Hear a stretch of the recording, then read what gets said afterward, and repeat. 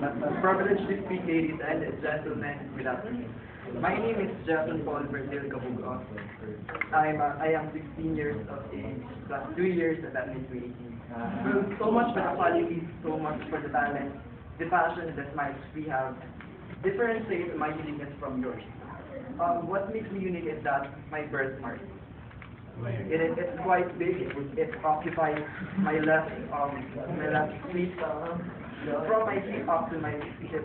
What is even more unique is that its color is red, and it became redder when I feel uncomfortable, when I am sick and stressed. And in addition, some people see it as burn, allergy, and the like. And I remember one thing, young guys see it as an aftermath of hating that I am a gangster, and I just laughed, and so that's my birthmark. And yeah, that makes me unique. My big and red birthmark. Thank you.